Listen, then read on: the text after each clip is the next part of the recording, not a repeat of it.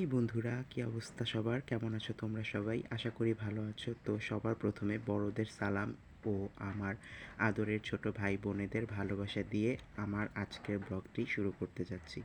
So তোমরা caption দেখে বুঝতে পেরেছো আমি আজকে তোমাদের মাঝে কি নিয়ে কথা বলতে যাচ্ছি।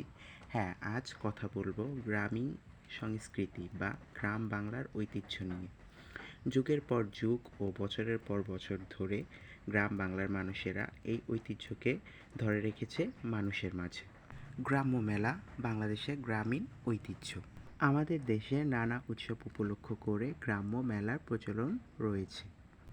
মেলাকে কেন্দ্র করে গ্রাম বাংলার মানুষেরা নানান ধরনের জিনিসপত্র থেকে শুরু করে নানান ধরনের ঐতিহ্যবাহী খাবার দাবার বিক্রি করে থাকে।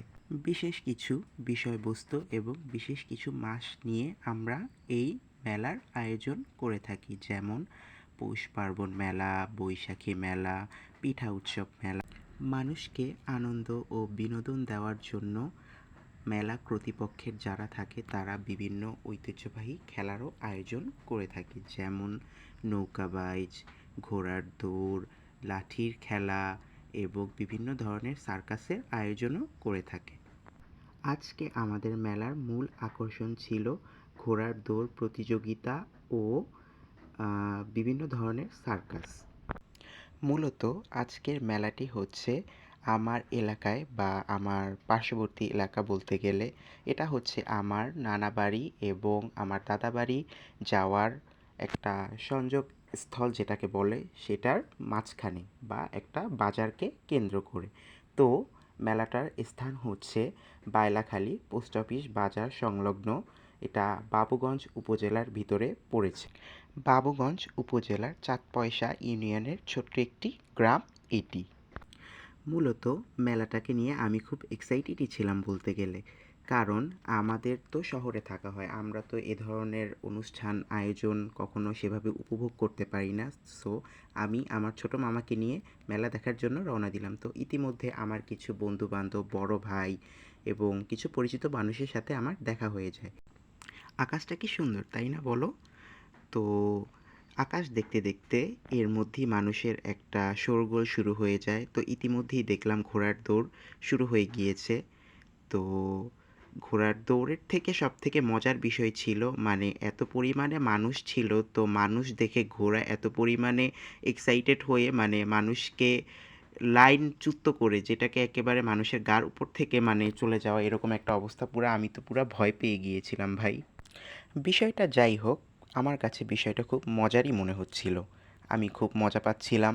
মানুষ এর মধ্যে ছোটাছুটি শুরু করে দেয়, তো এর মধ্যে আরেকটি ঘোড়া চলে আসে। তো এর মধ্যে আমার কিছু বন্ধু বান্ধব, ওরা এইটাকে কী খেলা বলে আমি জানি না, মানে অনেকগুলা জিনিস থাকবে তার মধ্যে রিং দিয়ে, ওইটা যদি পেয়ে যায় তাহলে নাকি সেটা তার।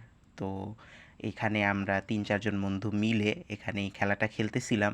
তো ভাগ্যবশত আমাদের ভাগ্যে কিছুই হয়নি, মানে আমরা কিছুই পেলাম না। তো যাই হোক, আমরা খেলাটা শেষ করে দেন আস্তে আস্তে করে মেলার যে মূল আকর্ষণ মানে বাজারের ভিতরে আমরা চলে আসি। তো এখানে বিভিন্ন দোকানিরা বিভিন্ন রকমের জিনিসপত্র নিয়ে দোকান সাজিয়ে মানে বসেছে, খাবার দাবার থেকে শুরু করে বিভিন্ন ধরনের জিনিসপত্র তারা বিক্রি করতেছিল।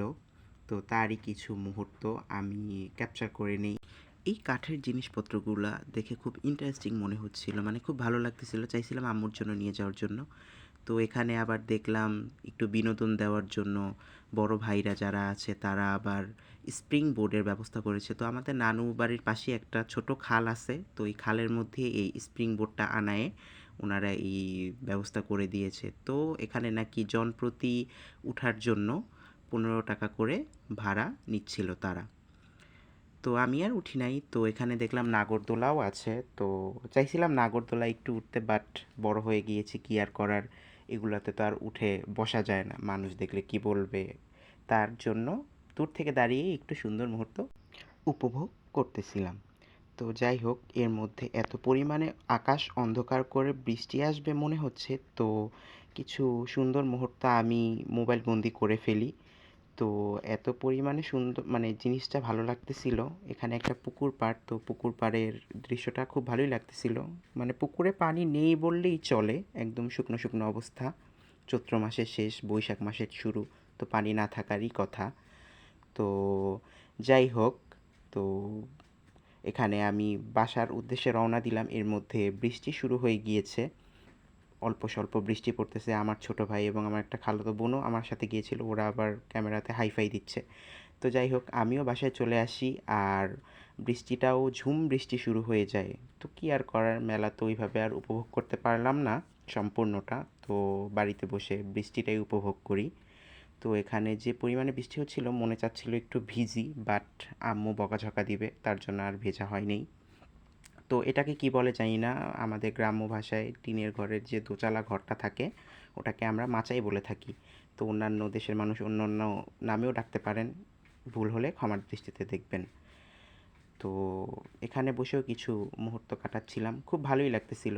টিনের চালের বৃষ্টির শব্দ, আহ কি শান্তি। তো যাই হোক, যদি আমার ভিডিওটা আপনাদের কাছে ভালো লেগে থাকে তাহলে সবাই একটু বেশি বেশি করে শেয়ার করবেন এবং আমার পাশে থাকবেন। ধন্যবাদ।